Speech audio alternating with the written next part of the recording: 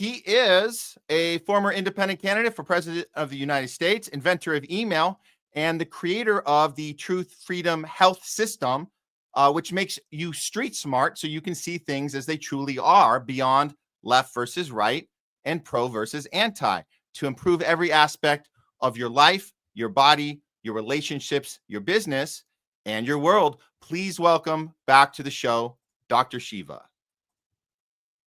Hello, Dr. Shiva. Welcome. Good, back. How are you doing?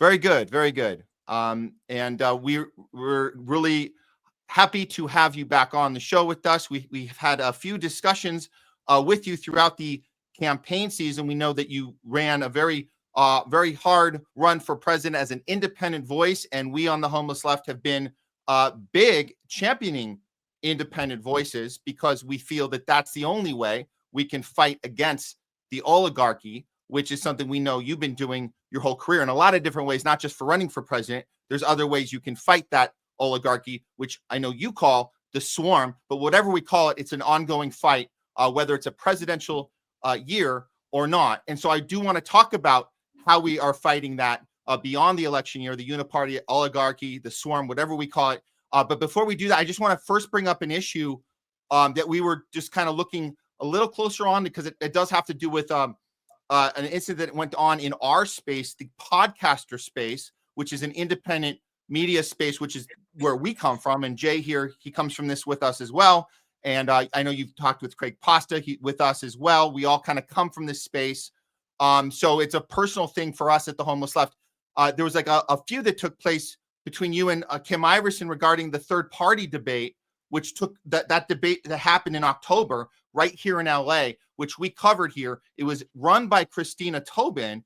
And I remember what happened was Kim Iverson was interviewing Christina Tobin, and she asked her about the people that were invited to this. And you were not mentioned in that discussion when every other candidate was being invited. And there were some that said no, and they talked about that, Cornel West being one of them, Claudia de la Cruz, and obviously Kamala and Trump did not respond. But the three candidates that did respond and did turn up were Jill Stein, Chase Oliver, and Randy Terry. But Kim did not ask Christina about why you were not, or if you were even at all invited to this thing. We can imagine how frustrating that was that she didn't take that time. But I think what happened after that was you then criticized Kim Iverson for being a racist for not asking that question, or for whatever reason not including you in that conversation. Is that something you stand by now, several months later, that assessment of Kim Iverson not including you in that discussion with the head of the third debate planner? Yeah, Kim Iverson is an opportunist scumbag, okay? Like many of these people who are social media influencers out there. They talk a big game. They never tell the truth at the right time. They sniff the ass of people like Booby Kennedy, and then when it gets really, really embarrassing, then they dump him, okay? The reality, we got more votes than Chase Oliver in Massachusetts. We were on the ballot in Iowa when Jill Stein couldn't even get on the ballot, which is the most important state, if you think about it from the presidential campaign. So the fact that Kim Iverson left us off, and look, I went on her show, giving her the benefit of the doubt. We're not even giving her an opportunity. But she's been sniffing up Hollywood's ass most of her life. And you have to understand, a lot of these people are wannabe celebrities.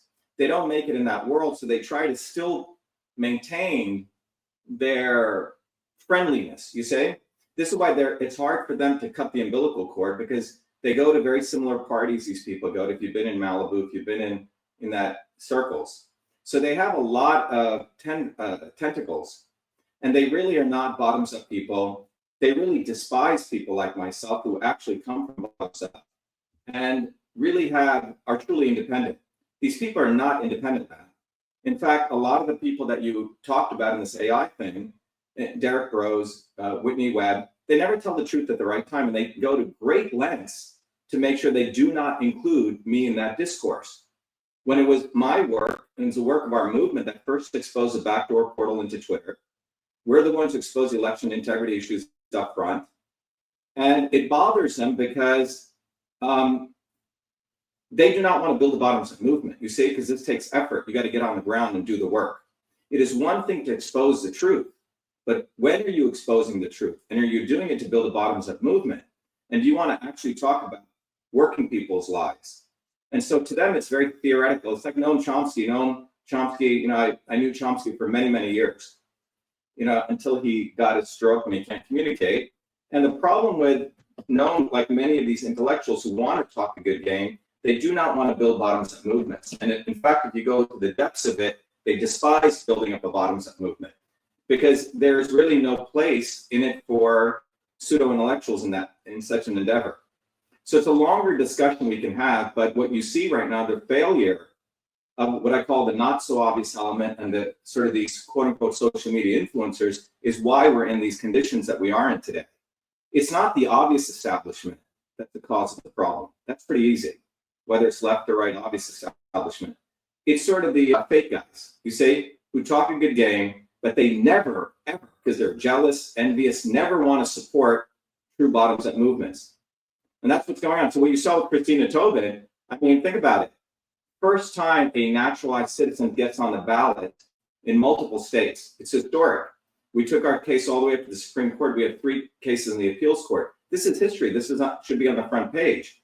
But the reality is that when you have a truly bottoms-up movement, when you're actually exposing truth at the right time, this creates great jealousy and great envy among social media influencers because it doesn't fit their monetization. And if you look what's going on right now, people who tell the truth after the fact get promoted. And the people who told the truth at the right time are actually massively shadow banned.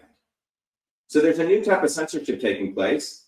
And you can see it in the anti-Zionist movement, in the election integrity movement, in the so-called anti-vax movement or / medical freedom movement.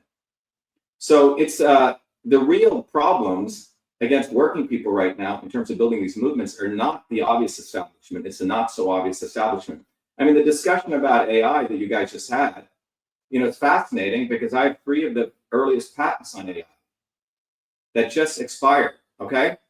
And it's fascinating because I don't think many of those people know even what AI is at a fundamental level. What is AI? What are the real issues? So you have a lot of people jumping into discourses and they don't have either the fabric to discuss it. And when people really have it and people are actually building movements, this threatens them because they're going to be out of business because they don't actually want to get on the ground, get their hands dirty, talk to people and build a bottoms-up workers movement.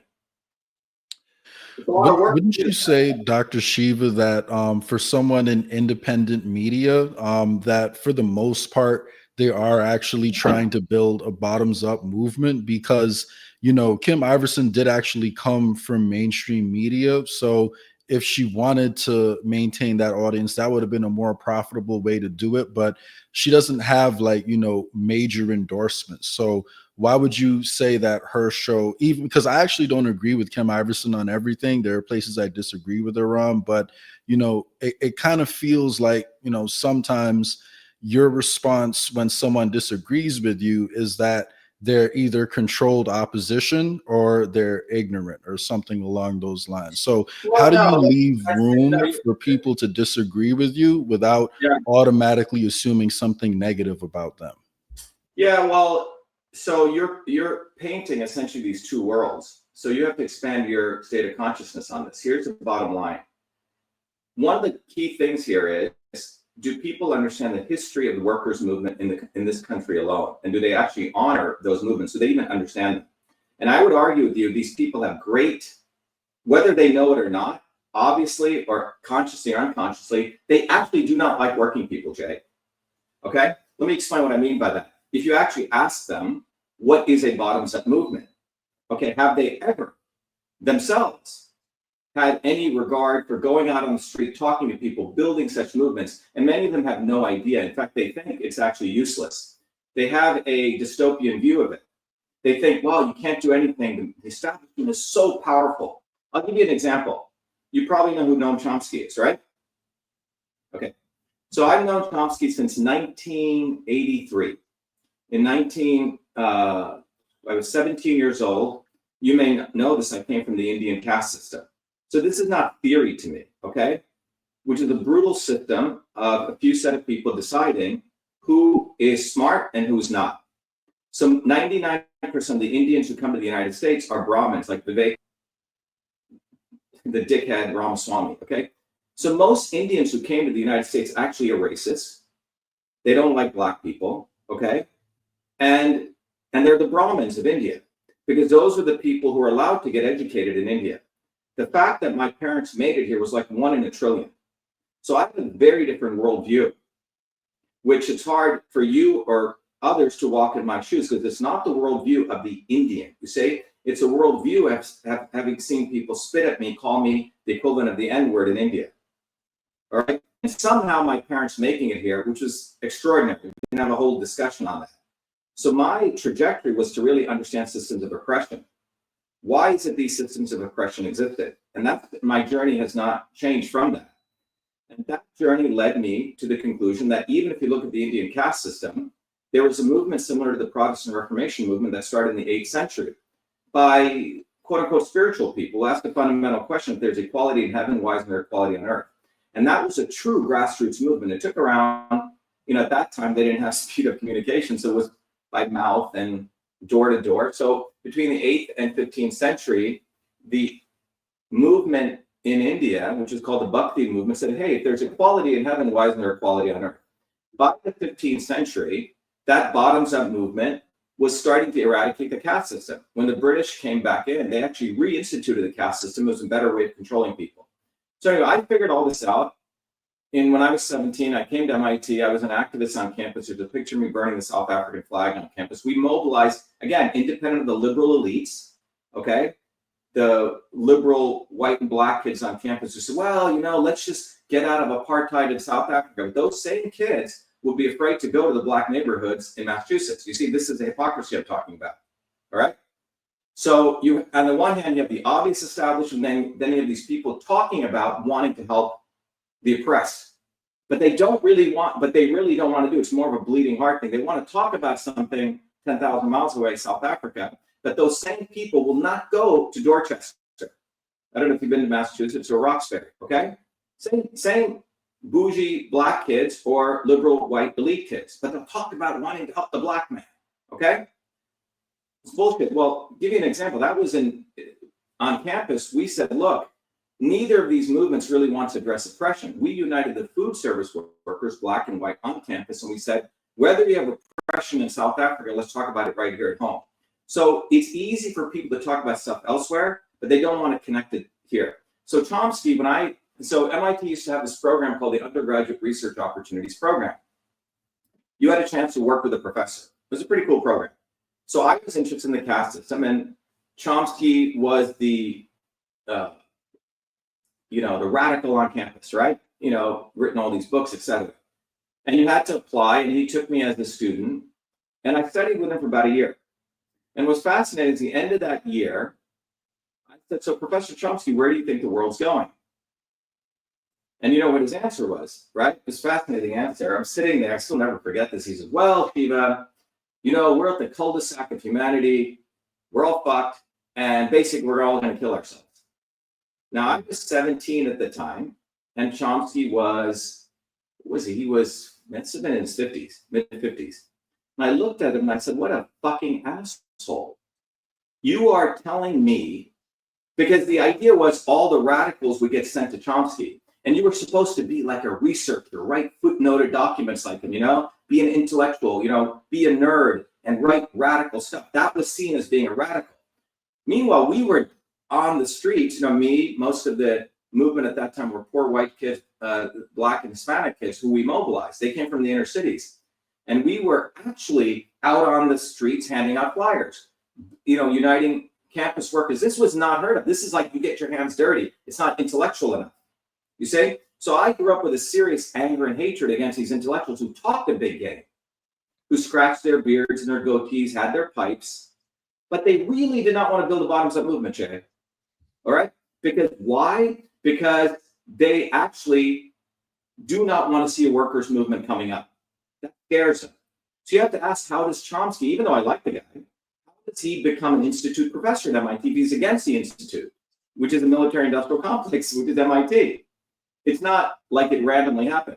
Fast forward to 1990, we were, every Thursdays, 11 a.m. and 8 p.m., we have a movement. We have about 500 million people have seen my videos during COVID, unique views. We have about 500,000 people subscribe to our movement, and we do open houses.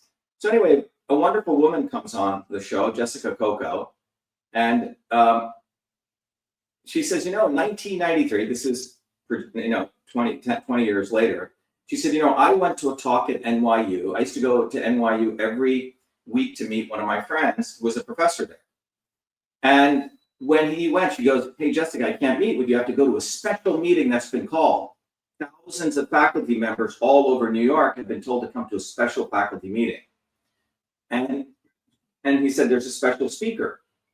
And she said, who is it? She goes, Noam Chomsky. She never met Noam, so she wanted to go. So anyway, she sneaked into the meeting. At this meeting, and Jessica took very discreet notes, and this will blow your mind. So the meeting was a meeting of faculty in the humanities department on what should be the trajectory of what they should teach kids. And Chomsky gets up and he says, we must demoralize people so we do not build a bottoms-up workers' movement. And he proceeds to say that Stalin killed 20 million people. Someone in the audience gets up and they said, Professor Chomsky, there's no evidence Stalin killed 20 million people. Because it doesn't matter, we're going to say it, because it's hard to attack Lenin, because Lenin was really revered. But we'll attack Stalin because we need to attack the concept of a bottoms-up workers' movement. And that professor was taken out of the meeting. What I'm trying to tell you, it's hard for people to understand unless you've been with people. There is a whole strata of intellectualism, beard scratching, telling the truth, manufacturing consent, great book, right? Beautifully footnoted if you read it. But it's not about building a bottoms-up movement. What I consistently noticed was when I was an undergrad, or even later on, people would go to Chomsky's lectures. I don't know if you've been to one of them, 3 hours long. Noam will get up, go like this, and talk on and on and on about, okay, this is what happened to the Central America, this is the military-industrial complex, blah, blah, blah. Sounds fantastic. But you know what? At the end of it, what happens, Jay? You leave fucking demoralized. I can't fucking do anything. Yeah, I can definitely see, where you're coming from. And, I heard you during COVID. I agree with, a lot of the points you were calling out. That's why, I was interested, in having this conversation. But, and I know we have other things we have to discuss in the interview, so I don't want to harp on this, for too much time. But I would just say, it does seem like you're lumping Kim Iverson in, with other people without actually. Here's a scumbag because I can give you evidence of that. Okay, she was always sucking up to Booby fucking Kennedy. You can go listen to her carefully. Go listen to the first. Yeah, I actually did. I did watch her coverage because I was a big supporter. The first interview I did with her. Yeah, she's still hedging on Booby Kennedy. You see, these people, Jay, they still are looking above. Okay, this is what you got to understand. This is why I will always call them out, and you should, because the reason movements have not been built is not because of the obvious establishment. It's the not so obvious establishment. Malcolm X called them up. Towards the end of Malcolm's life, he was figuring this out. That's why he was executed. Because Malcolm, in his last speech, said, I believe there will ultimately be a clash between the oppressed and those who do the oppressing. It will not be based on the color of the skin. He would have been a international leader. Okay, he was going to unite people bottoms up. And he was starting to read socialist literature, workers' literature. Okay? That's when he became dangerous. But they had to promote Martin Luther King. They had so much shit on him. Okay, he was totally controlled. So my point is that you must call these people out because to win a bottoms-up movement, there's so many distractions. And my calling this out, I have to do the dirty fucking work, but I've always been fucking right.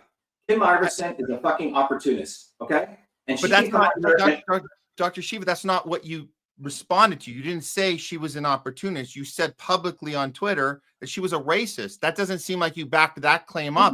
I understand you got to get. Yeah, but wait a minute, Matt. What is racism? Well, define racism. Well, racism is having a preconceived notion about a group of people, and you act in a behavior that reflects that preconceived idea. Whether it's by action or by language. I believe she's a racist. Okay. Because I'm not a good fucking Indian, okay? She may not even know this consciously. Let me finish, okay? You have not walked in my shoes, so don't tell me what racism is when I feel it, okay? You have no authority to talk about that when I felt it, because it took a lot for her to put me on the first show. I think a shitload of people wrote in, people I didn't even know. And whenever go to the first interview, when I'm exposing Kennedy, why is she sucking up to Kennedy? Why? There's a lot of us that believed in Kennedy, and we all had a breaking point. Well, we all had it happen at a different point. Yeah, but that's the point. We've all had it. You remember our first interview, Dr. Shiva? Right, and you have to learn from your mistakes. And who do you follow? Who do you take advice from? So don't critique me. You should critique yourself.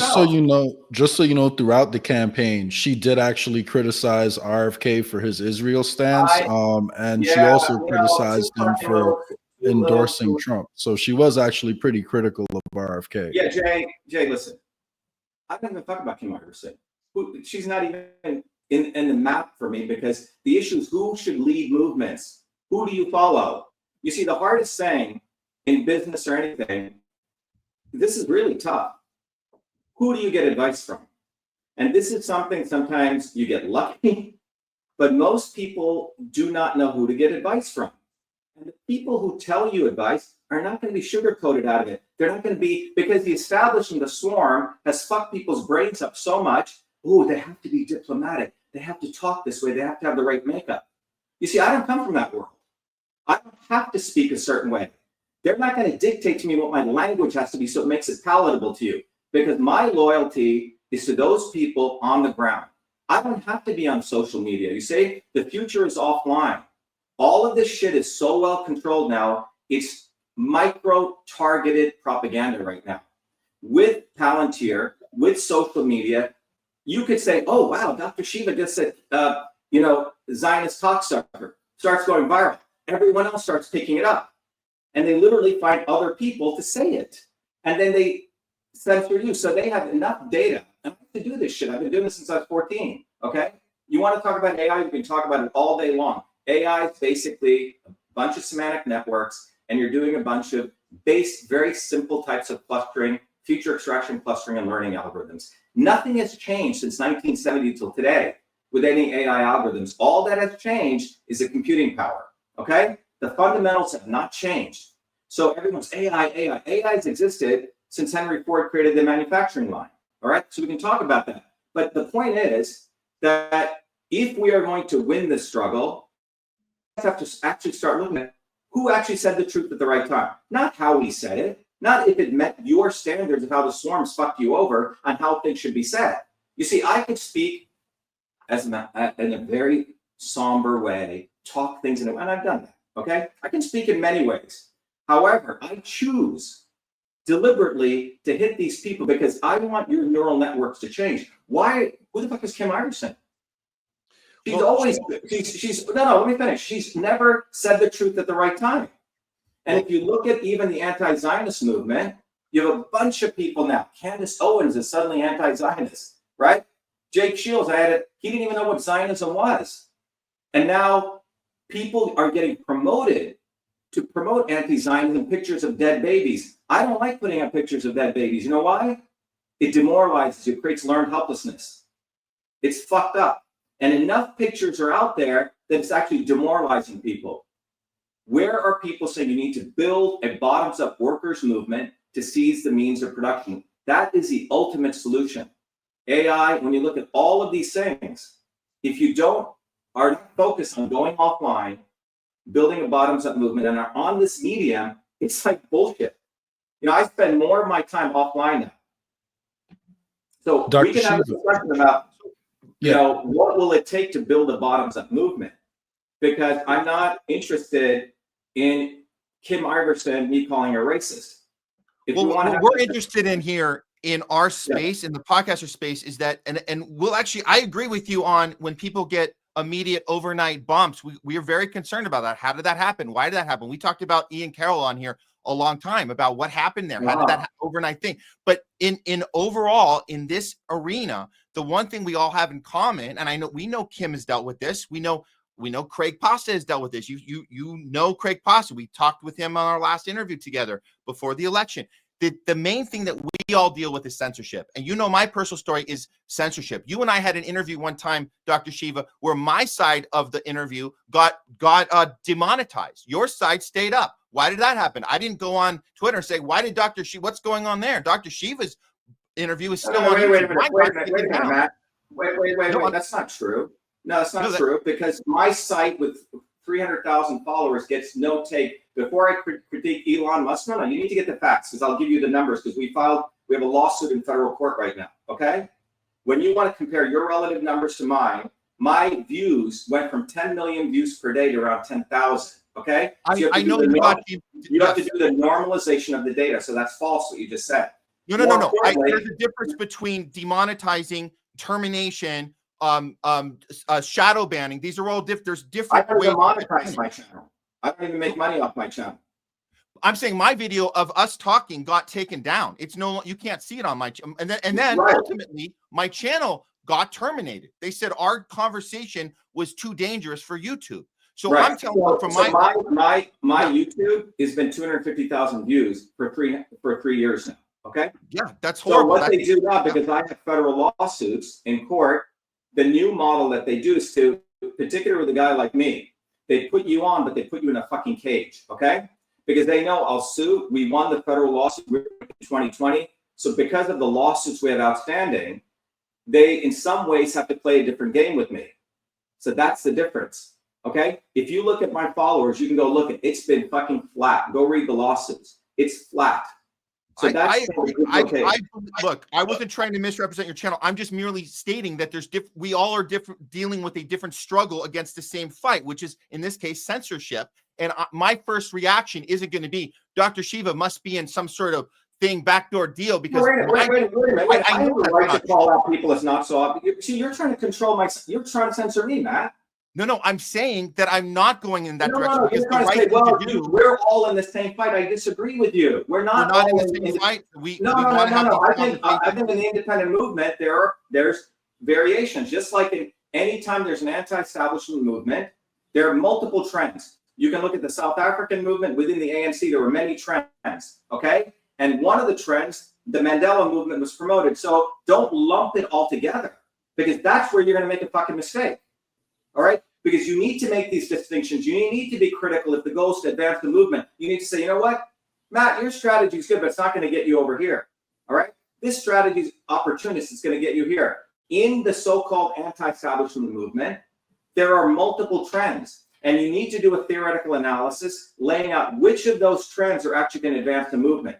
And that is a concept that needs to be understood, because we're all in this together. This always has happened in the left movements, for example. If you're in the left movement, people say, look, we're one big kumbaya. Why are you critiquing these people? And that kind of stuff always makes sure the movement never advances. But nobody's actually saying that you can't critique anyone. The point that Matt brought up was that you called someone racist because they didn't ask about you in the interview. So that's what Matt brought up. So it's important to be accurate.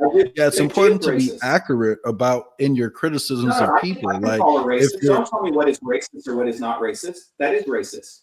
Okay, if that's your opinion, that's fine. Just like I could have the opinion that your language to describe Sabby Sabs after your interview with her was also racist. So I could sit here and hit you with the exact same label. Yeah, I could hit you with the exact same label that you used against Kim Iverson, and I would actually have more proof that I could point to about you being it. But I didn't do that. You know why I didn't do that, Dr. Shiva? Because I realized that I do have a lot in common with you in terms of what the end goal is, Dr. Why do Shiva. you care so much about Kim Iverson? I'm not even talking about Kim Iverson at this point. I'm talking about because you've presented yourself. You've presented yourself as a leader, Dr. Shiva. You said that you say that you're a leader, right? Is it not important for a leader to be able to disagree with people without calling them names and making up things about them? I disagree with that. That's your opinion. Okay. You have a theory of what leadership looks like. That's your theory, Jay. You can laugh at it. That's your fucking theory. You haven't built movements. You don't have a mass movement on the ground. That's your fucking theory. And that theory is wrong. You must call out people. You must call them out with names. I believe in calling people out. Okay. Yeah, that's a good idea, but just be accurate when you call them out. I think that was the whole point, because Matt, correct me if I'm wrong. You never said Dr. Shiva. You never said Dr. Shiva couldn't criticize Kim Iverson, right? No, I was trying to get to that point. The point is that we want to be critical of each other, and it's not about fucking racist, Matt. You left out of Darky. Okay. We can help elevate each other and give each other feedback that can be. You were assuming that we're all on the same page, Matt. Because I know you didn't get Booby effing Kennedy at the right time. And why didn't you get it? Because your theory is wrong. Your worldview is wrong. You would have gotten it if you had understood the bottom line analysis that we did back in 2020 or before. So you need to learn. My approach has always been honest. So if somebody were to criticize, it doesn't matter. You're in no position to lecture me, who studied this for fucking 40 years. I'm not lecturing you, Dr. Shiva. I'm saying that I'm an example of somebody who, if I was paying more attention earlier, I would have got RFK Jr. earlier, but I didn't. It doesn't mean I did it in an honest way. He's a racist and an opportunist. Because she actively, during your presidential campaign, what was it called? The debates free and open, some shit like that. Okay, wasn't it called that? It was called. Why did you leave the fucking guy out, who's the only naturalized citizen ever in the history of the United States to get on ballots? Why? Yeah, that's xenophobic. That's not racist. Just so you know. You can cut fucking pubic hairs all day long. Xenophobic, racist. I felt racism, Jay, and if you don't feel it, that's your fucking problem. I was left out. Yeah, man. I mean, I can't say that you're wrong about that, Dr. Shiva, but collecting signatures, Jay. But Dr. Shiva, no. I have collected signatures for Bobby Kennedy. I have collected signatures. Iowa, Jill Stein was put on the fucking ballot. Couldn't even get on the Iowa ballot, and you leave me out. But you know what? That's fuck you to her. That's my thing. She's a fucking racist. Don't talk to me about racism. You haven't walked in my fucking shoes. I understand, why you're upset. And again, I didn't want to derail it because, to be honest with you, as you speak about seizing the means of production and fighting against the establishment, that is something that I am very engaged in. The actual revolutionary and critiquing me when you guys have no business in talking about revolutionary politics, when you guys are supporting Booby fucking Kennedy. I don't know about you, Jay, but you were. So if you want to learn, you can do that. But here you are critiquing me about Kim Iverson. Do you know how ludicrous both of you sound? Are you serious about wanting to build movement? So Kim Iverson, it's not about Kim Iverson. It's about Kim Iverson. It's actually about how you handle disagreement, Dr. Shiva. There's a lot of other people. Why don't you sponsor a debate between me and Kim Iverson, Matt?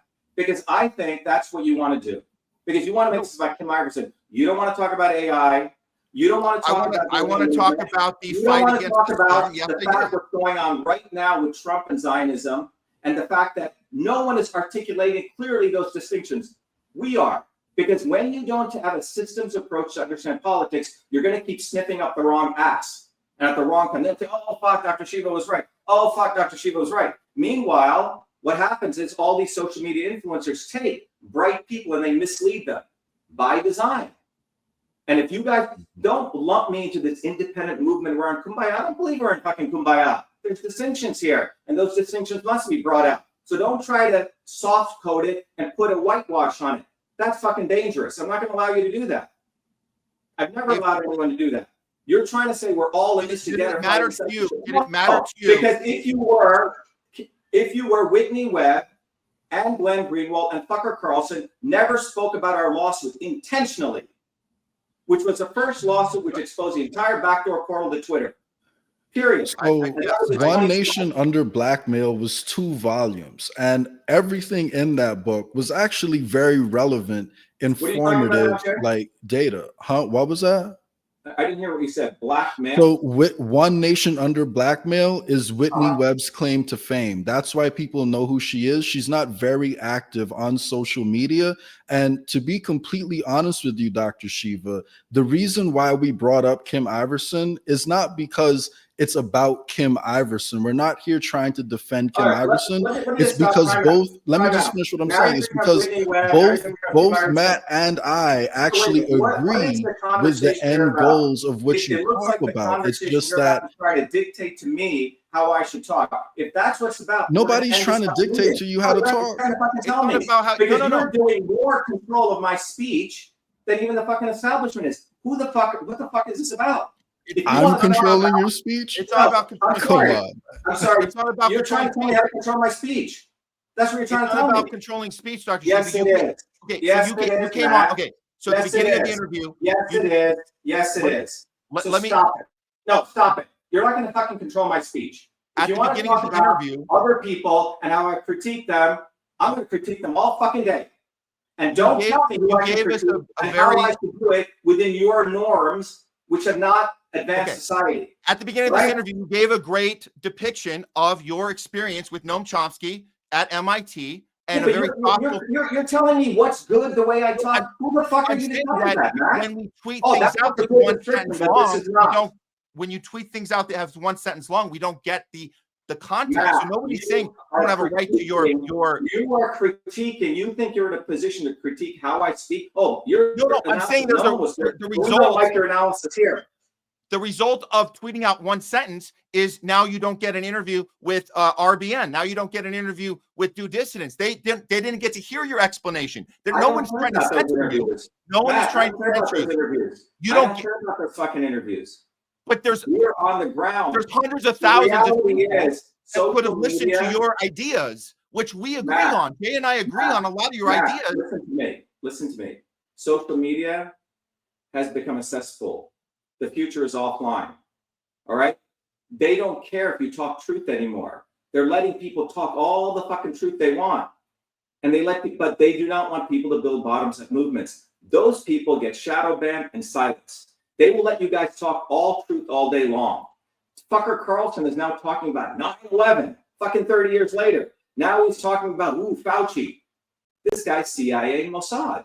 So the tactic right now of the establishment is talk truth all the fucking day you want. Talk about how the fucking establishment is strong, how they're going to fuck you over. As long as you're not into building a bottoms-up movement, that's what it's about. And the relationship between Palantir, the government, and social media companies has become so tight right now. They don't give a fuck what you say. Everything is quote unquote uncensored. Yeah. And the real thing that's censored is if you're building a bottoms-up movement, which cannot be done online anymore. Yeah.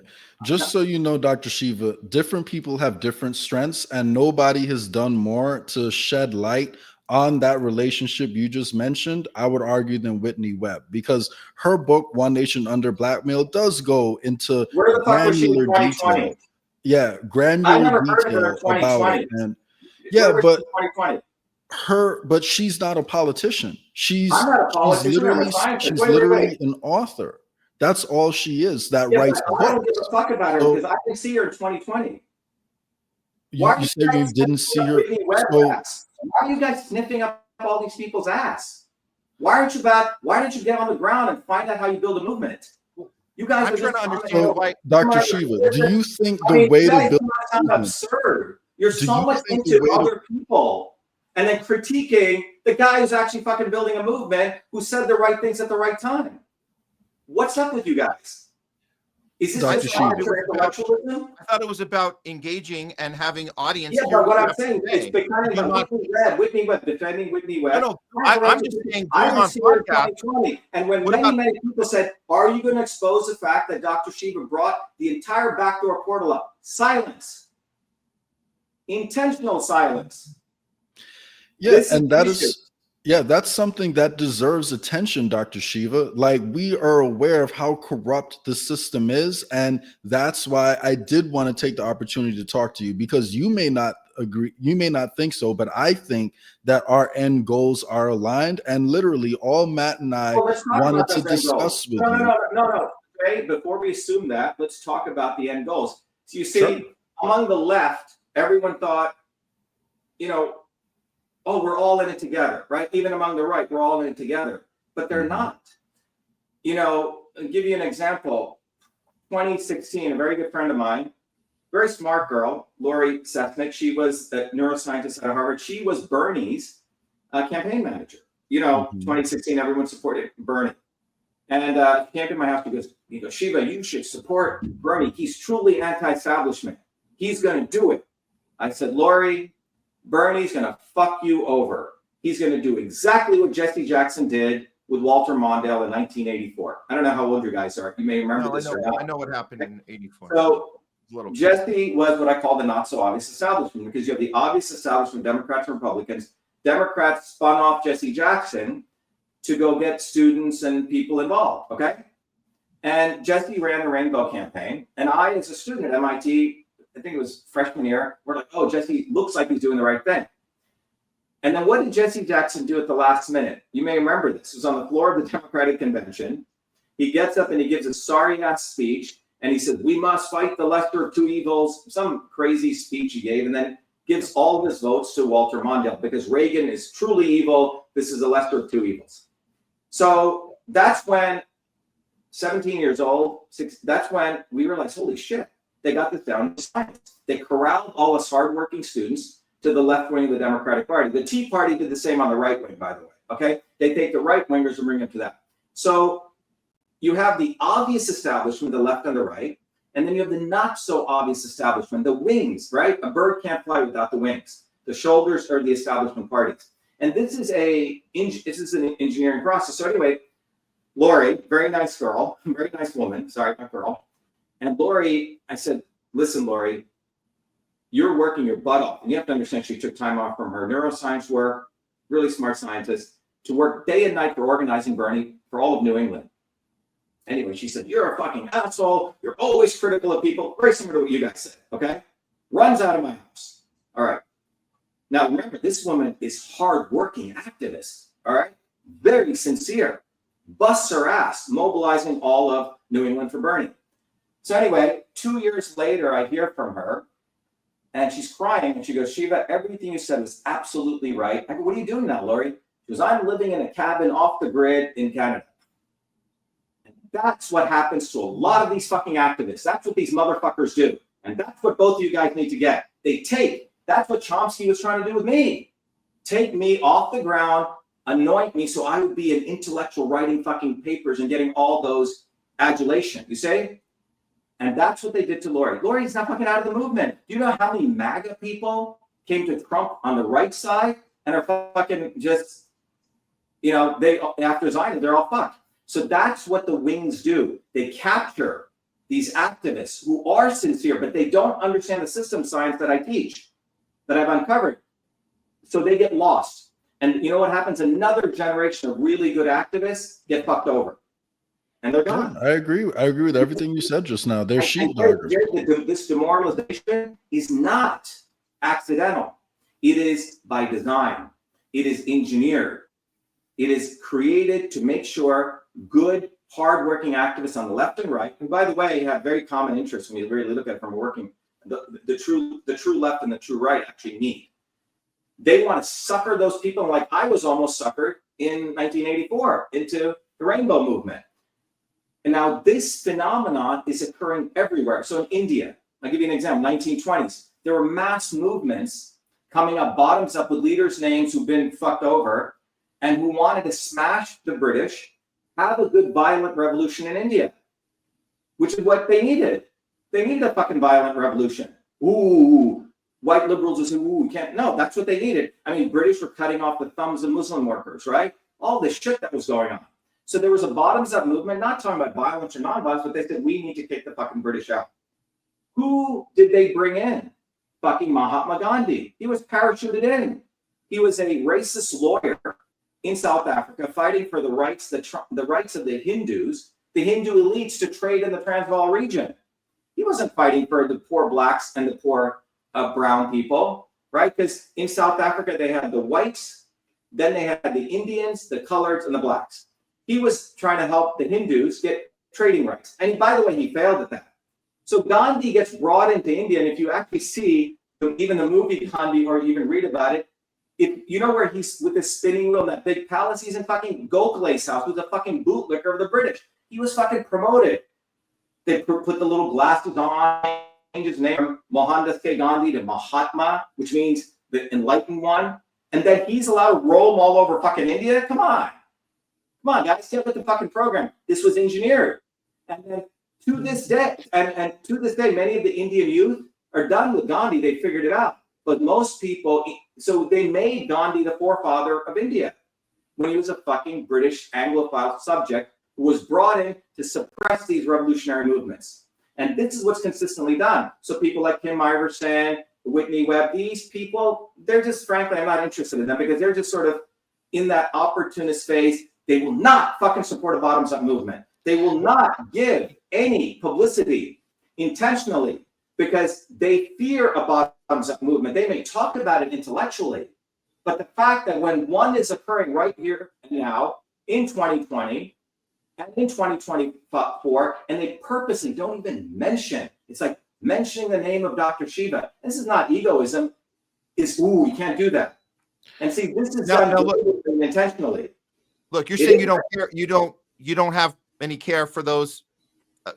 I'm saying that Kim Iverson, Whitney Webb, but you've been on. Just to be clear, so the audience knows, you've been on Kim Iverson's show. You've had a full discussion with her, promoting your campaign, and your. We were on once, and she was still always watch the video. She's still, trying to suck Kennedy's cock still throughout that first video. Okay. If Kennedy called her to suck my cock, why are you going on the shows at all? I don't like. Why are you even on our show right now if you don't care about this space? And I mentioned that there's other people that did not interview with you. I come on the shows. I don't do a lot more shows anymore. If you notice. Well, obviously the campaign season is over, but during that time, there were people that wanted you on their show. I know Dissidents wanted you on their show. Want me on their show. Absolutely, they did. They did want you on their show. She didn't want me. No, followers of hers approached her. Okay. But that's because she cares about her audience, and if the audience, she didn't want. It was multiple things people did. Matt. If I were anyone else, she would have put me on like that. Okay. I'm just trying to figure out if you care about being on these in the spaces or not, because you're sending kind of a missed message. Whether you say I don't care about. You're asking a very dumb question. Do you care about being on the show? It's a very important question that I think it's an irrelevant question. It's an irrelevant question. About the podcast space, what we're doing in independent media. Podcast. What is this podcast space? You're acting like where we bring people that are fed up with the mainstream media and they want to connect. Let me tell you the reason I'm on your show. Yeah, whatever you want to call this is podcast space, is my goal is to educate people and people who see this dialogue of the fact that I'm not agreeing with your guys' nonsense. Okay, and don't take it personally. Of this theory that you have how you build movements will awaken people now to say, wait a minute, yeah, he's right. Why are we not having this deeper discourse on how you build a movement? Because you guys are trying to tell me, I'm not talking about you, I'm talking about the audience watching, they're saying, oh, there's a distinction here between what Dr. Shiva is saying and thinking that you always ameliorate that. Why are you two guys, I want people to, why are these two guys talking about Kim Iverson and Whitney Webb? What is their enthrallment with that? Versus what I'm talking about is how do we build a bottoms-up movement? I just gave an example of Gandhi, okay? And you didn't even want to talk about that. And it's interesting because when you look at what occurred throughout history, it is the not so obvious establishment. It is the people who sit over here, do not want to support revolutionary bottoms-up movements. We end up in this situation. It's a recurrent process. It's not the Noam Chomskys who are going to change the world. It is not the Martin Luther Kings. It is the Malcolm X's. It is the Tilaks in India. It is the Bhagat Singhs in India. People's names who are not known. It is the women in Lowell, Massachusetts, who built these bottoms-up movements. It is not these other fucking people. You're haranguing me on critiquing them. I would fucking critique them, and so should you. But no, we critique. Yeah, we do critique every one of these people that you just mentioned. In fact, right before you came on the show, Matt spoke about how he does think Whitney Webb might take, some of her opinions just a tad bit far, and he leans more towards, Derek Rose taking AI. But my point is, like in your assumptions, it does seem like you feel that you have a monopoly on the decentralized movement, and if someone doesn't support you, then they're automatically controlled opposition. So my only point to you is that a little bit of humility and allowing for I the don't have to be. No, possibility I'm that not you into may fucking not false have, humility, Jay. that you Jay, may stop. not You know have what? every answer to You know what, every Jay? question Jay, would go a long Jay, way in building your movement. That's all you're I'm giving trying me to say, advice Dr. on how to Shiva. build a movement. You go build a movement, and we'll see who does better. Okay? You're giving nonsensical. Oh, you need to be humble. Fuck you, man. I'm being me. I Don't didn't tell say me you I need have to to be be humble. humble. There's You're a telling me, difference oh, between being humility. humble You and having are a little bit of conflating. humility, sir. You Those are are two different conflating things. directness and my work that I've done in understanding this with humility. You haven't done the work I've done. When you can do the work, then you can fucking lecture me. Period. Don't talk about No, you're humility. right. Like, I haven't done the work that you've And I've done, not but done the work, so you don't know what you're talking about. yeah, you're right. We have two different If you're a lives. guy who played music for 20 fucking years, 30 years, I'm not going to tell you how to fucking play music. So don't advise me. Okay, I don't put the that's fucking great. work in. So you're fine. Like, you can handle this however you want. My only, Of course the I only can. thing I I don't can need your say permission. is it would be probably, in my opinion, which I know you're going to discard, but in my opinion, it would be helpful if you allowed a little bit of room for disagreement without resorting to name calling, because it We don't does even kind of get sound why like the don't you, woke wait, left. Jay, It why does don't you kind of invite these sound people like to have the an open woke left. discussion? Like, as soon as someone Jay, disagrees with you you, talk about you have a disagreement. Where are these label to people you call can them or disagree a with? name to call them. So I I would will say call them that names, sounds Jay. exactly like the woke left, Dr. No, Shiva. why But don't you call these yeah, people to an open debate? If you guys are so into that, call all of them into a debate. who? You and Kim Iverson? All these people, Kim Iverson, all these people you revere so much, they won't even have a debate with me. I would love to see you speak to them about your disagreements with them, because you have a lot to No, contribute, Dr. Shiva. why don't we take an issue? I have an idea. Let's take an endpoint. Let's talk about an actual issue, Zionism. Okay? Okay. And let's hear what they are doing to fight Zionism and what they see the end state. Okay? Let's take end state. You said something very interesting. What is it? We are all having the same end goal. I would argue they don't have the same end goal as I do, our movement does. They don't have the same end goal. I don't think they want to see a workers' movement. I don't think they want to see working people seizing the means of production. That's my end state. I don't think they want to see that. Let's ask them, what is their end state?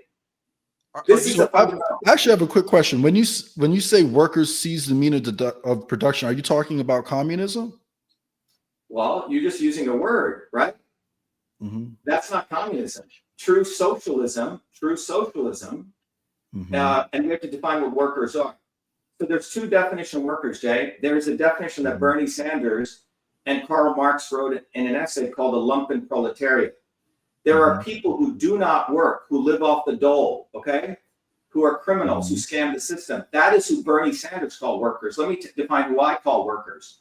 A guy who actually produces something, makes something, the truck driver, okay? The Amazon worker, the Postal Service worker. There's a whole strata now of quote unquote, or not American double quote workers. People are on disability, don't need to be on disability. People are on welfare, don't need to be on welfare. People are scamming the system. That's who Bernie Sanders and AOC are calling workers, you see? So they've destroyed the word socialism. There is a true socialism. That true socialism is when working people seize the means of production. I'll give you an example.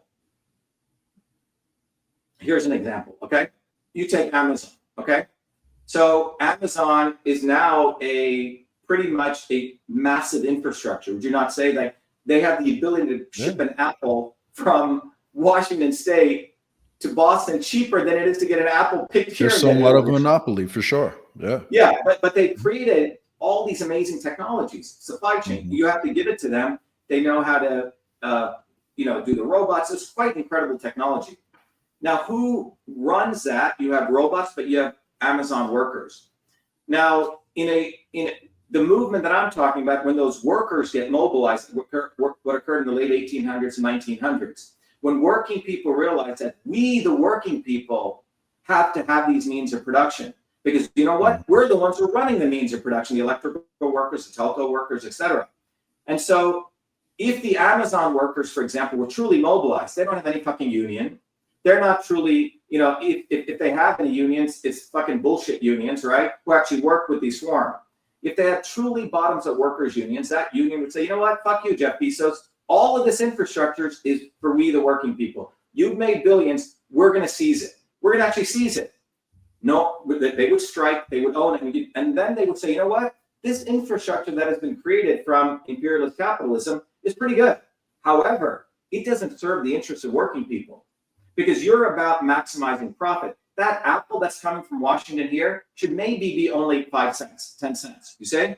It's much, much cheaper than it actually should be because you're about maximizing profit.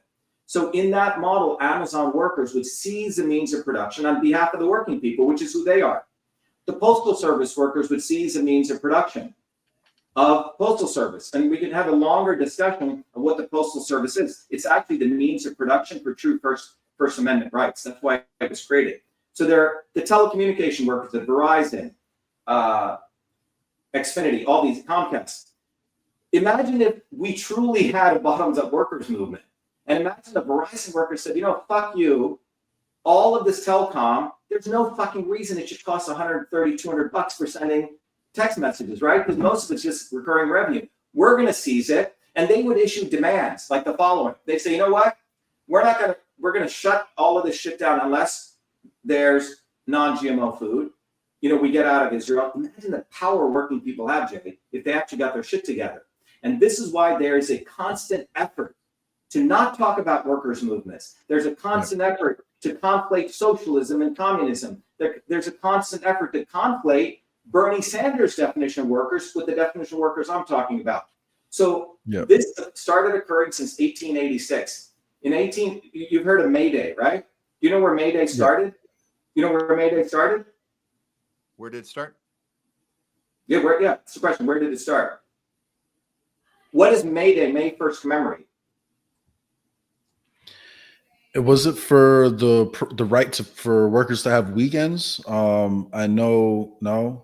No, so May 1st, every fucking part of the world, do you know it's a national holiday? It is to celebrate the worker.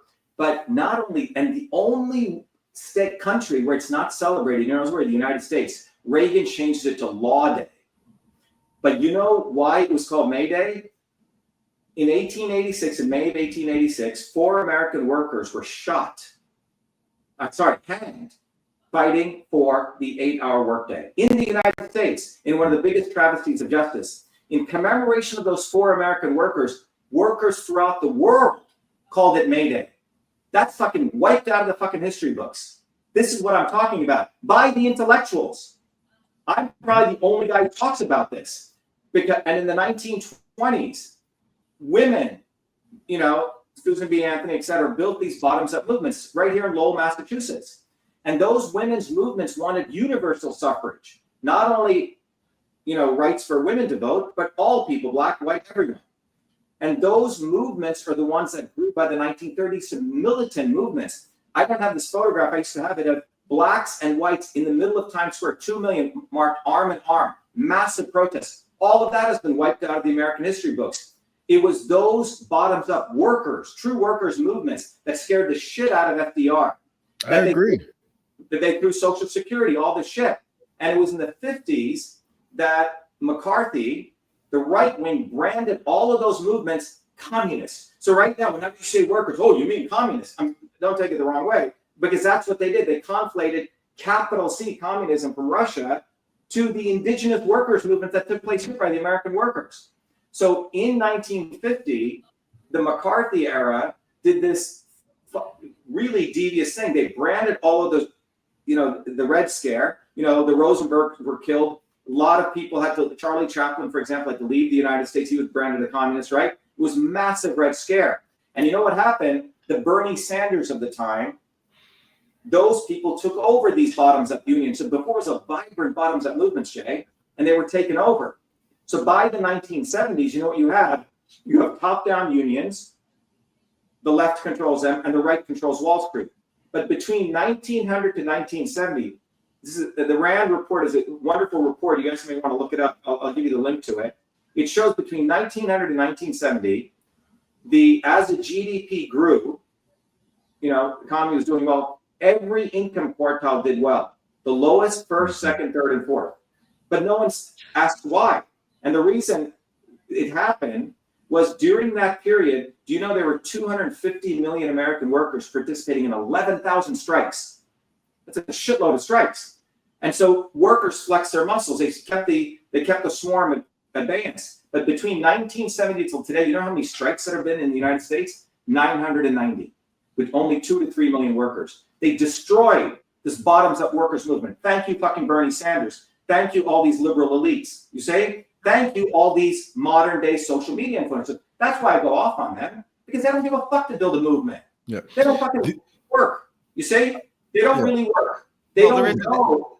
There's a difference between a Bernie Sanders and AOC who deliberately don't show up to the Amazon strike, which was headed by Christian Smalls in Staten Island, which the one that actually was successful. Shockingly, he pulled it off because he knew you had to bring a movement of people. It didn't matter who they voted for in the election. They all agreed that we needed to empower workers. So we know that Christian Smalls was successful there. We know Bernie Sanders and AOC don't show up. And that was AOC's district. She doesn't show up till after they win. So we know all that. So there's a difference between Bernie and AOC behaving that way on purpose. But not everyone knows that. And the independent media voices that not this everyone accurate. knows that. You know that now.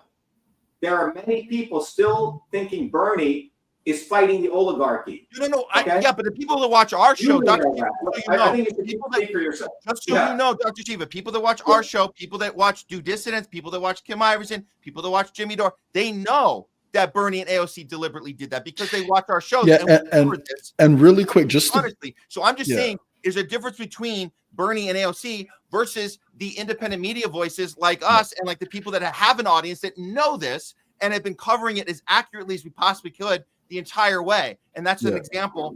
So I think that difference. So it's not fair to put everyone, Bernie, AOC, and all of us in really one quick category. Yeah, and really quick, let me just finish. The point is, between 1970 till today, what's happened, and you can look at movements and what's happened economically. So between 1970 till today, the GDP has also explosively grown. But if you break up the income quartiles into four, this one being the 0.1%, the fourth quartile, the third being people who make around 250K, first and second people make 20 to 30K. The first and second income quartiles wages over the last since 1970 to today, with 50 years, has actually gone down. And if you do the calculus on that and you take all the years, that adds up to around $47 trillion. So $47 trillion in wages has actually gone up. So you've had quote unquote socialism for the wealthy, the top two income quartiles. And my point is that it's directly related to the fact that bottoms up workers' movements have been annihilated by the so-called people claiming they're fighting for workers, claiming they're fighting for Zionism, claiming, and the establishment got very clever in creating these fake anti-establishment people, but never to talk about building the bottoms-up workers movement. Just so you know, everyone who we've brought up, on the show today does not really, sheepdog people into the system. At no point during the campaign and I'm only using her as an example, but I could say the same thing about Sabby Sabs, did Kim Iverson say that you should vote for Donald Trump or you should vote for Joe Biden. In fact, like everyone we brought up actively says that the system isn't working and we need bottoms up movements. When I watch their shows, that's what I'm getting from them. So I may not agree with them on everything. I may have my doubts about certain things. There are things I could question you, Dr. Shiva, about that, that stir up some doubt in you, but that's not the topic of the conversation right now. So my only point is, it would be helpful to just recognize that just because someone disagrees with you, it doesn't automatically make them part of the establishment. But anyway, Matt, I know we have topics that we have to hit. So, I don't want us to, harp on that for too long, because I know, Dr. Shiva, by the way, thank you for taking some time out your schedule to speak with us. I do have to jump off in a little bit myself, but I know, we definitely had some topics we wanted to get to. So Matt, did you want to? Just the main topic is this. I think this is what our viewers really want to know, why we wanted to bring you on, was where is this fight against the swarm now in 2025? Well, after the campaign's over, and that's not the main focus, is getting people's attention and having these discussions. Where are we right now? Has the election of 2024 helped in any way to push this fight against the swarm further? Did it make no difference, or are we further behind now after what we just all witnessed? Well, Matt, the answer to that is you have both taking place, okay? You have multiple events taking place in parallel. On the one hand, you have certain segments of the population, which by design has been demoralized, okay? There's a section of the MAGA crowd which has been demoralized, and the left, so-called left, has been completely imploded by design. And this occurred because the left, you have to, I mean, the policies they took are nonsense, right? Complete nonsense. So now it's left a uniparty in power, which is what they wanted, okay? Trump Zionism rules under an open, overt oligarchy, okay? They don't give a fuck, right? You have Elon Musk in the White House, I mean, it's open, right? They don't even want to have any illusions. So one of the phenomena that's occurred is USAID, you know, when they started this, oh, we're getting rid of, the reality was USAID was one of the theatrics to act as though the government was humanitarian. And that was brought in by the scumbag John Kennedy. John Kennedy was one of the biggest fucking imperialists, okay? Talk about theater.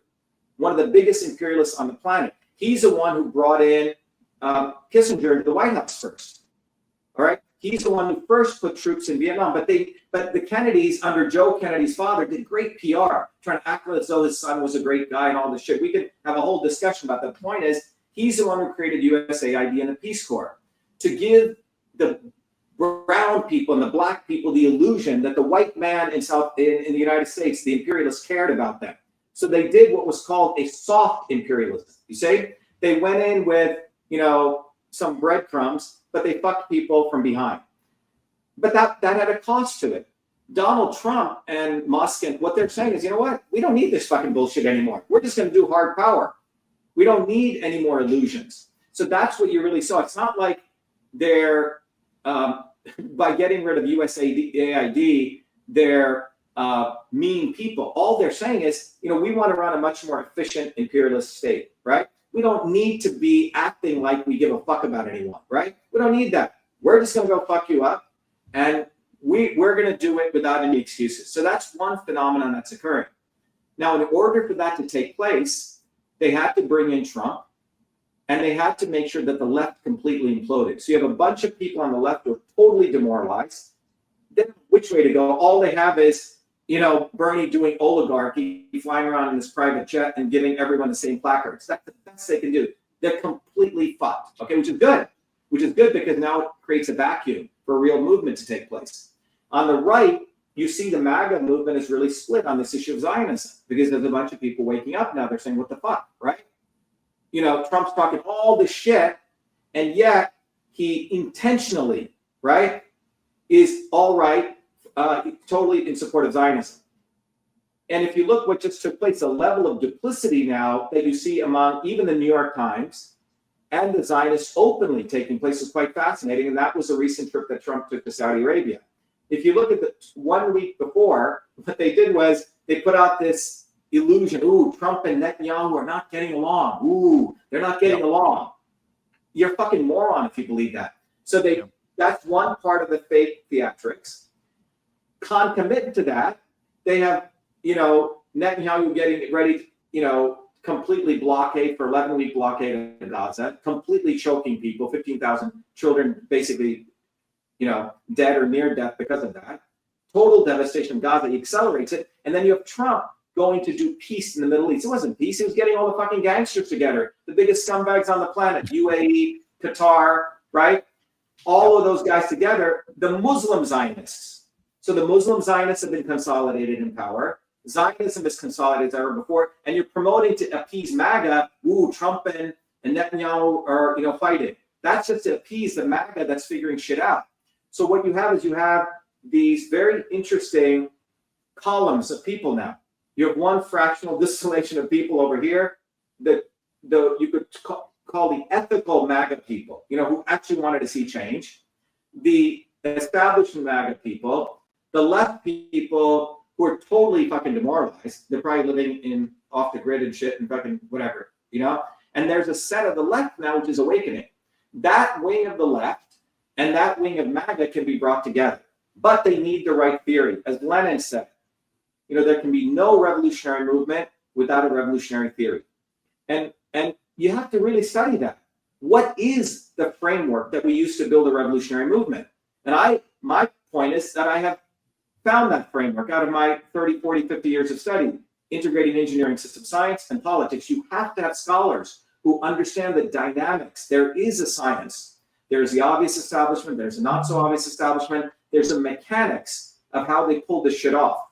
And you have to have enough theoreticians, smart people who understand this dynamics, the dynamics of learned helplessness, the dynamics of demoralization, you say, and the dynamics of subverting people from focus on building a bottoms-up workers movement. So there needs to be studied.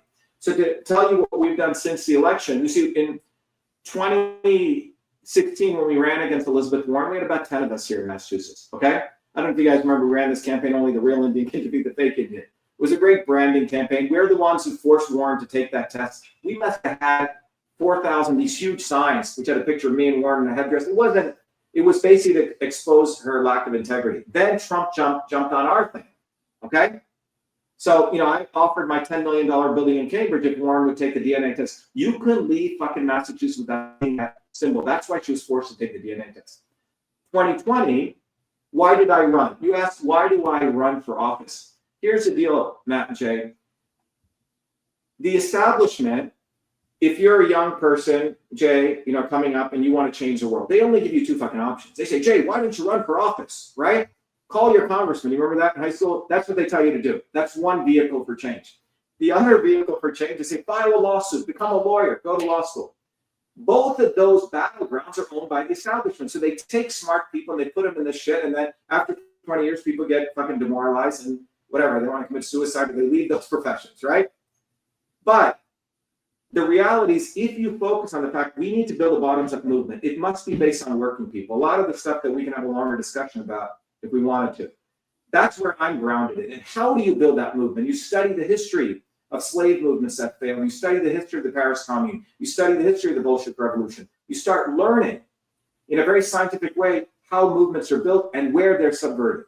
So that is what we built, okay? Now, with that core framework, we can start looking at what is working and what isn't. And where it leads to fundamentally is recognizing that we're at a very interesting point where people, working people, are looking for actual answers. I'm talking about in Massachusetts, for example, I don't know if you know how the numbers are, and this is true pretty much in every state, 2.2 million people vote, okay? Out of a population of 6.7 million people, out of an eligible voter population of 5.7. So there's a lot of dark matter, right? That's 3.5 million dark matter. Out of those 5.7 million people, 4.5 million people are registered to vote, but only half of them vote. Why? It's not that the working people are dumb. It's like they know it's all bullshit. So there's a lot of dark matter out there, And the goal is to make dark matter rise. But the reason dark matter doesn't rise, they're not on fucking social media. 99% of hardworking plumbers, these people are not on social, chatting away. They're having to survive. So you have to reach those people, and the real economic issues must be reached among them. And that's what we're focused on. So what we're doing, Matt, is after 2020, when I ran for office, second time, we did it to mobilize people. I knew if I ran, there's no fucking way they're going to allow me to win. But I do know by running on their battleground, when the master's playing the music, we have a chance to dance. And we did dance because I ran. Because I put my hat on as an MIT engineer, we exposed the election integrity issues. We were the ones who showed that you have a weighted race feature on these machines. You can flip the votes. We were the ones who found the backdoor portal to Twitter. We were the ones who did the Fire Fauci campaign. All of that shit occurred in 2020 because of us. Did we get credit by the social media influencers? No, they won't. They won't. But working people know. 1 billion people saw our videos. Unique video views. So we got our message out, but that was during 2020 to 2021, Matt, where the censors are come in.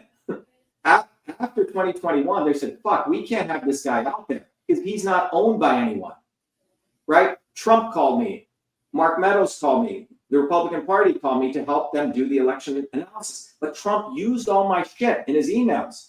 He would go to big rallies and he said, I want to thank the great Dr.SHIVA, the great computer scientist.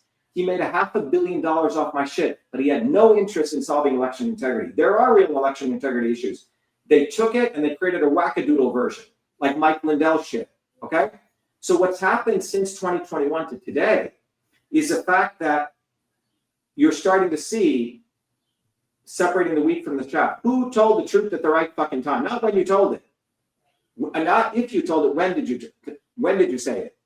And if you know the guy, Alan McDonald, who was the chief engineer on the space shuttle. Remember when the space shuttle Challenger blew up? He was the director of the space shuttle project.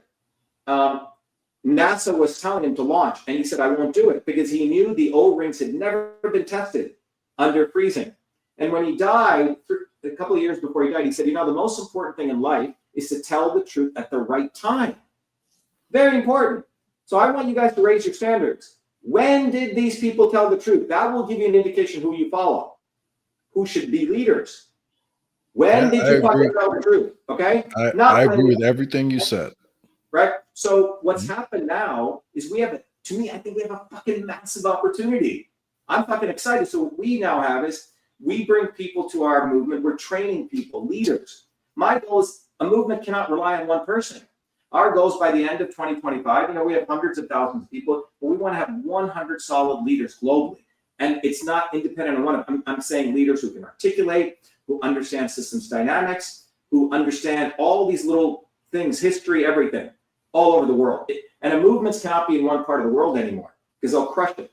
So you have to have movements everywhere with theoreticians, leaders who understand this. And that's what we're on. So that's Truth, Freedom, Health. Okay? Around that, Matt, I do have a full-time day job, you guys know. I still do science. I just published a major paper in Nature on ALS. Okay? It's a groundbreaking paper because we're looking at, the motor neuron hits a skeletal muscle. When you have ALS, you can't move your muscles. Now, for the last 50 years of ALS research, the neuromuscular junction, they've been just focusing on the skeletal muscle cell and the motor neuron and the endothelial cells. When I looked at this, I took a systems approach. And we found there are cells in the back of your spine, oligodendrocytes, glial cells, and astrocytes. And I said, why aren't we including all those? So some of you may know, there's a bunch of MIT professors, Harvard professors who never get published in Nature. They die saying, oh, fuck, I never published a paper in Nature. I've got 2 now, but I had to do it the hard way, man. Because we had to actually do the real work, no insider trading. So that paper is very important because it shows our technology for developing medicines has matured, where we take all the little chemical reactions that are in all the papers, we fuse them together, and I can do this in any disease now, and we create what's called an architecture of a disease, like an architect would. Then we publish it, we give it away. We don't hide it, we give it away. We want people to critique it. And that's called a systems architecture. We publish it. Third step is I compute all those molecular pathways. This is way beyond AI because every pathway is a piece of truth. And then using those models, we are taking compounds from nature. The other part of my life history is I grew up in India. My grandmother was a village healer. Traditional systems of African medicine, Indian medicine, Chinese medicine relied on compounds from nature. There are only 60,000 pharmaceutical synthetic compounds, but there are 10 to the power of 36, 10 with 36 zeros of compounds in nature. So my technology came out of my PhD work, can compute those without killing animals. So we're taking all 35 diseases, Matt, and it's bottoms up. So that Nature paper, you know how much funding we got? 0. There's been a fucking $100 billion funding. I can do research on faster, cheaper, and safer. And so I'm going after every disease funded by people, and then we're creating medicine that go back to people. So if there's an indigenous group of people who have a formulation, we can validate why it works and say, fuck you to Western medicine. We don't need big pharma, we don't need big academics. That's a real solution. The second, so we teach people on the systems approach to looking at everything. Then we say, look, if you take a systems approach, we can create medicines from nature and validate it. So we've launched the Open Science Institute, which is medicine by the people for the people. So if you guys know people with a disease, you can actually come and participate. Do the research with this infrastructure. Okay. The second thing that I've done is food. In 2013, again, these are things I've been doing my job. Okay. I've always been fascinated by food and nutrition. So in 2013, Whole Foods had to remove kombucha off their product shelves, 13 brands, because they had bacterial load. The head of safety at Whole Foods, John Burns, said, hey, Dr. Shiva, can you help us build a standard, an engineering standard for what is raw and clean food? I ended up bringing together people bottoms up, stakeholders, customers, started in San Diego. It took us about 2 years, and we have a standard. That standard, Jay and Matt, is owned by us, not the USDA, by the people, for the people. It's our standard. It's called Clean Food Certified. So now we are enabling people to go to their local restaurants, go to their local farmers, and how they get Clean Food Certified. You see? But it's our standard. So it's a bottoms-up standard, and we've very quietly done it, and now we're taking it out to everyone. The third is systems health. So, traditional systems of medicine, Matt and Jay, my grandmother could look at your face or your pulse or your tongue or your urine or your feces, and she could determine what kind of body type you were and where your dysfunction was. So both of you had, let's say, dementia, but your body types were different. She would give Jay a different set of herbs than you, Matt. Now, this was baked into the ancient system of medicine. They had a language. They used things like Purusha and Prakriti and Vata, Pitta, Kapha, fire, earth, metal. The Western mind looking at that language says, oh, this is a bunch of fucking darkies talking a bunch of shit, right? Snake oil. They couldn't understand it. So when I finished up my PhD, and I was very strategic about this, I went and got those degrees so one day I could say, fuck you. And I did this. I decided to do that because, being in this skin color, I don't have the benefit of having a Kennedy name. Everything I've earned has come bottoms up. So it's been on my own. So when I went back to India, I found out that these ancient systems of Chinese medicine, Indian medicine, were the exact same as engineering systems science, control systems theory. The words were different. And I wrote a paper in one of the engineering systems journals. You guys can, I'll send you a link if you want. And it's called the Rosetta Stone of Eastern Medicine and Western Engineering System Science. It's not integrated medicine. That ended up becoming a course when I came back from my Fulbright, I taught at MIT. And the agreement I had with the chairman of the department of MIT was if more than 30 people showed up and it got, everyone raved about it, it would become a course. It got shot down 3-2 by the pharma guys. So I had the copyright to my course. And what we've done now, Matt and Jay, all the people in our movement, they can become systems health educators. I've literally created a new profession. So I can teach you, Jay, you, Matt, how to be a health educator. The health education business from a monetary standpoint is going to be about $250 billion industry in the next 2 years. But what is health education according to the swarm? Oh, eat some vegetables, wear a condom, get a mask, get a vaccine. That's what they mean by health education. And if you go on YouTube, there's billions of videos, right? Eat spinach. One guy says, don't eat spinach. Do keto. Don't do keto. It's going to burn out your electrolytes. So we're being inundated with health information, and the individual doesn't have a framework to assess what is right for them. So this engineering framework, I've made it that anyone can learn it. So we have nurses, 40% of systems health educators are now nurses who remember me during COVID because they're already living in a elite environment where they're doing all the shit work, you see, and they don't get the value that they deserve. Alternative people and everyday people. So we have the core Truth from the Health movement, which teaches people the integration between science, activism, and health. That's the core. Then around that, we're creating leaders. Every Saturday we have a leadership program. It's a shitload of work, right? But around that, we're offering people tangible solutions. So if you go to the Open Science Institute, you'll see the 35 diseases that I've been working on very quietly, man. For the last 16 years, I've very quietly had to publish work. Osteoarthritis, 500 million people get affected by this. We went through 1,000 different herbs. We found the compounds, and I found 2 ingredients, apigenin and hesperidin. Apigenin comes from chamomile flowers. It's one of the few ingredients that cross the blood-brain barrier, and hesperidin. When you put it together, it hits 5 molecular pathways. We did the paper, we published the paper, we did the combination screening, and then we got a U.S. patent. It's very difficult to get U.S. patents for combinations. And then we didn't know what the fuck to do. Then we started making it on our own. But anyone can work with us. We can actually, if you have an idea, Jay, we can help you validate it, you see? So there's all these ideas that indigenous people know that get poo-pooed. And with this technology, we can validate. So that's what's happened, Jay. We're literally living truth, freedom, and health.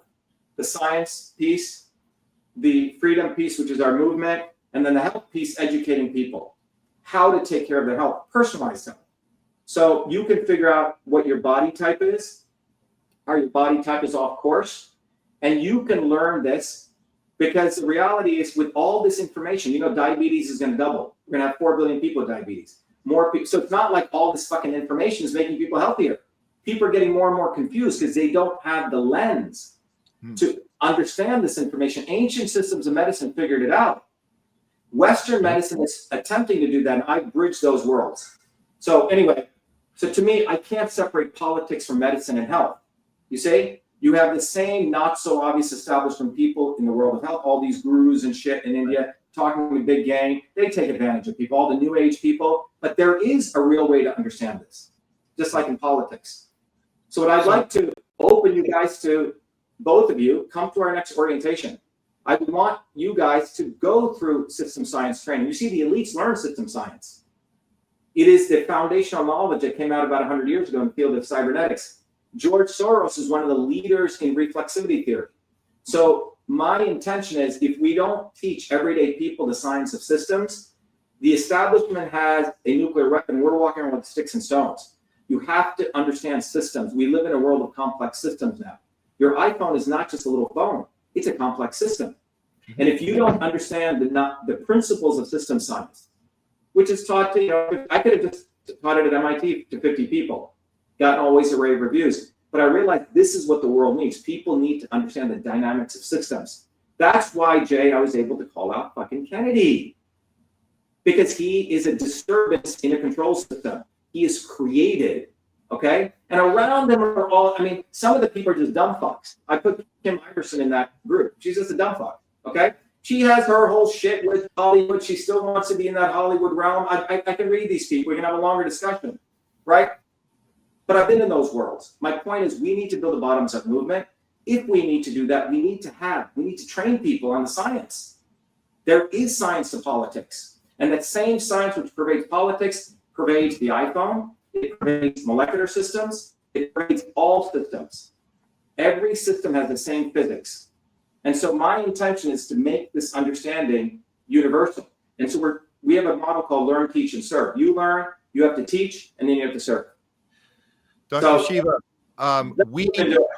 we do have to wrap things up here, but I know we definitely don't agree on everything, but we definitely appreciate a lot of your work, all of your work, really. You've been doing some incredible work that nobody else is doing, and we do want to keep in touch with you and tell people to go to truthfreedomhealth.com absolutely to be part of this movement. My last question to you right now. One other site, if they want to learn systems dynamics, shattertheswarm.com. I literally take a marker. It's sort of done very professorially. And you will see me explain what a control system is. So shattertheswarm.com. Shatter the swarm. Yeah, it explains what is the swarm and the entire dynamics I'm talking about of how the swarm creates the not so obvious establishment, how they monitor what we're doing. Okay. The swarm. Sorry, I get that. Shattertheswarm.com. But I invite you guys are smart guys. You guys are sincere. I don't know about the other people you mentioned, but from the questions you guys have asked, I consider you guys very sincere people, very, soulful people. But we got to have enough people understand these system dynamics, okay? And if we have, and you don't need a lot, Jay and Matt, you need enough people to understand the depth of it. Because when you see it, then you can see the bullshit right away. And then you get vociferous at calling this shit out. So you don't wait, right? So that's what we need to do. Waiting is a killer thing. In business, it kills you. In politics, it kills you. In social movement, it kills you. 4 years is a lifetime if you don't call the right things out at the right time. And the people who call the right things out at the right time take a big hit initially, like your pioneers, a bunch of arrows in your back. But you can do it with confidence that if you understand the science. And last question. Yeah. Last question for you, Dr. Shiva. Are you planning to run as an independent candidate again in 2028, 2027, 2028? Yeah, so we have a couple of interesting things. The decision to run for politics is if it helps grow the movement. You don't just run for politics, right? So if we can expose more truth by running, which we did when we ran, we exposed the entire issue of Article 2, Section 1, Clause 5, the Equal Protection Clause, right? if we decide to run, it'll be based on how much can we expand the movement, right? Get more people energized and more things we can expose. You see, the advantage of someone like me running is we know they're gonna fuck with us, but when they fuck with us, we expose some aspect of their manipulation, which educates more people, like we did with the Fauci thing, with the election integrity stuff, like we did with the backdoor portal. And that's the goal, to run for movement. But if I were to say run for movement to win, we may win if we do enough of that, okay? That may be a side effect, but that's not the end goal. The end goal, getting back to what Jay asked, right? What is the end goal? The end goal is to build a bottoms-up workers' movement so working people sees the means of production, period. Period. That's my end goal, okay? And our movement's end goal. It is not here to like kumbaya, we're all fucking in it together. No fucking way, okay? Yes, censorship sucks, but the real censorship, we should do a separate thing on this, Jay. I want to talk about the Postal Service. We should talk about the history of the Postal Service, mesh networks, how we actually can get a people's movement to protect the First Amendment. And it's a technical solution mixed with a political solution. I think that's an excellent idea for the show. You're seeing a lot of that censorship, bleed through into social media and all that too. So, I think, we could definitely get together, have a show on that topic alone. So, I think we should talk about the First Amendment. We're going to be mobilizing Postal Service workers all over the United States. There's 640,000 of them. Believe it or not, they're the front end of the First Amendment. I've talked about this since 1997, so we should probably do that. But I really think both you guys, man, you guys should get educated on system science. You guys would become stellar, and it would really open you guys up to a whole body of knowledge. And I really, really hope you guys take me up on that, because it would be sad to see very smart people not get access to this knowledge, and 20 years later, you may be spinning your wheels. Yeah. That's what I'm trying to say. It's a very practical thing for you guys to get involved, particularly among African Americans. There are no great African American leaders anymore, right? After Malcolm, there's been a deliberate effort among the Black people's movement to destroy minority leaders, and without the right theory. And so there's an opportunity. Same with, the left and the right. You have to have the right theory. That's what I'm trying to say. Okay. Thank you, Dr. Shiva. We appreciate the time and the engagement and the discourse as well. So we'll keep the conversation going. Thanks for your time. All right, guys. Keep up the good work. Thank you. Thank you, Dr. Shiva. Be the light. Thank you.